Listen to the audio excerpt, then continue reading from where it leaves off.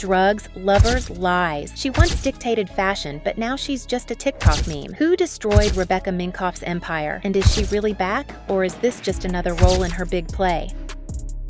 At first glance, it's the classic story of the American dream.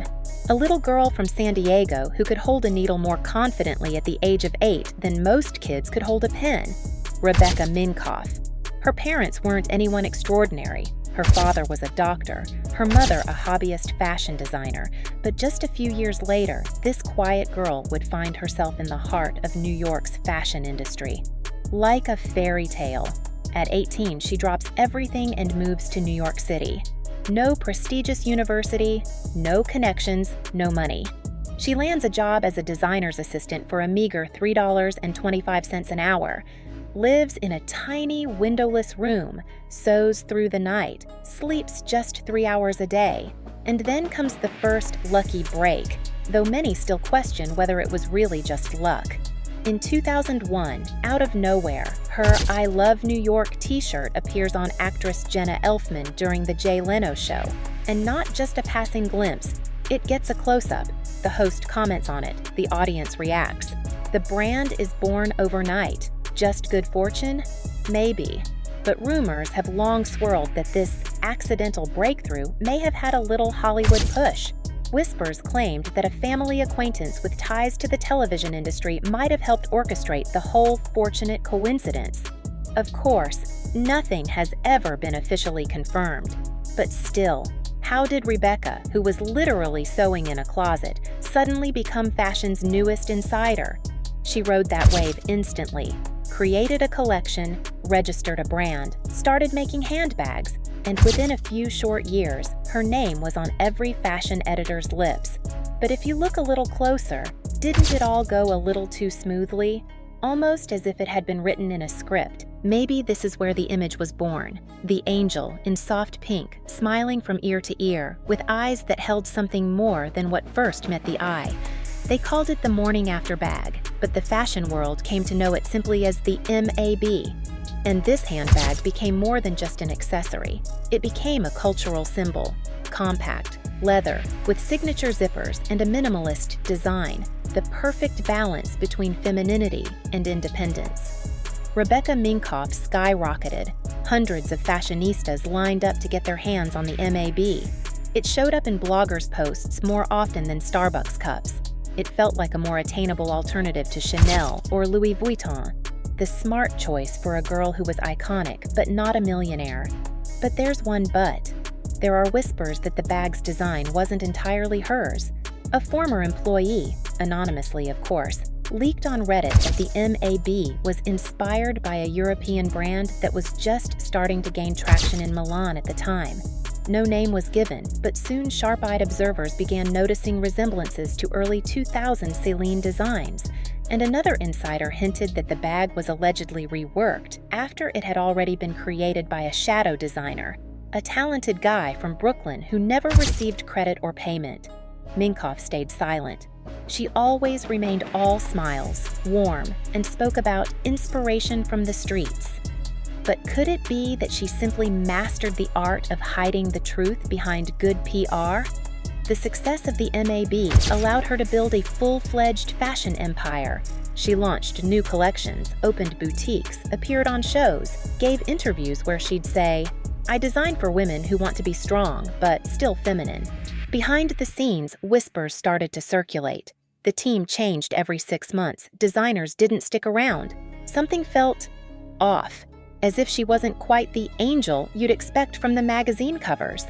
In the fashion world, the name Rebecca Minkoff rings loud and clear, but people often forget another name, Yuri Minkoff, her brother, co-founder, and the brains behind the brand's business operations. He was the shadow player, the one who handled the financial and tech side of the company from day one. She was the face, the muse, the designer. Together, they seemed like the perfect team. But rumor has it that harmony didn't last forever. As early as the 2010s, the first murmurs of tension between the siblings began to emerge. In interviews, they smiled and talked about their family chemistry, but former employees leaked the real tea. Yuri wanted to turn the brand into a massive lifestyle tech company, pushing smart bags, wearables, and innovation. Rebecca, on the other hand, wanted to stay rooted in fashion, tactile, emotional, feminine. Allegedly, one major blow-up happened during the launch of a new smart bag with a built-in charger. Right there in the office, in front of the whole team. Eyewitnesses said, she was yelling that she didn't want her brand turning into a tech startup. He told her she had no vision for the future. After that, she reportedly vanished from team meetings for months. Some say that's when the idea of sidelining her from key decisions was seriously considered.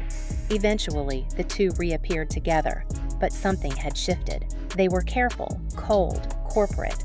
There's a theory the family pushed for reconciliation to protect a multi-million-dollar empire, but in a 2020 interview, she dropped a strange line. "I'm grateful to Yuri, even though we see the world completely differently." Was it just a clash of business philosophies? Or something deeper? Something no one dares to say out loud? Even now, a look at their social media tells a story. Minimal interaction, distant, like two leaders bound together by legacy, not by love. Early 2010s, the Rebecca Minkoff bag was already iconic. Everyone was wearing it. But being loved by everyday girls was one thing. Becoming a Hollywood darling, that was another level. And that's what she craved, to be on red carpets, to be the one stars wore to the Oscars, not just a brunch in Beverly Hills. And this is where it gets juicy. Rumors swirled that she launched a full-on attack on Hollywood stylists. Backstage at fashion weeks, she was spotted with agents who had access to A-listers. Industry insiders whispered, "She's not paying for the dress. She's paying to be seen in People magazine." Some even claimed she had a secret contract with a stylist from one of the Gossip Girl actresses. The deal was that she'd wear Minkoff pieces in public and accidentally name-drop her in interviews. But not all stylists were impressed. Rebecca's brand was seen as too mass market, too Instagram chic, not true high fashion. One prominent fashion editor, who asked to remain anonymous, put it bluntly, "Minkoff wanted so badly to be high-end, but half of New York was already carrying her bags. It just wasn't exclusive anymore." As a result, a real war with competitors, especially Tory Burch, who at the same time was capturing the attention of the social elite and millionaire women. And what's even more interesting, there was a period when Minkoff seemed to vanish from the spotlight. But according to rumors, she was doing quiet work, sponsoring events, collaborating with YouTube stars, who back then weren't taken seriously in fashion. And thanks to that, about a year and a half later, she made a comeback, but this time with a new face, a new positioning. She realized, if the doors of Hollywood won't open, then she just had to build her own entrance. In the mid-2000s teens, Rebecca Minkoff relaunched her brand under the banners of female empowerment. On her Instagram, hashtags like #women who rock on the runway, women of all ages, sizes, and skin tones. Everyone was saying, finally, a brand that tells the truth. But behind that sparkling image, cracks started to appear. It began when a former employee anonymously shared that the women Rebecca showcased as inspiration were just a cover. At internal meetings, they were referred to as brand tools. If they didn't bring in reach, they were dropped from campaigns without a single explanation. Then came more. Rumors spread that her entire women's movement was not fueled by love for feminism, but by cold calculation.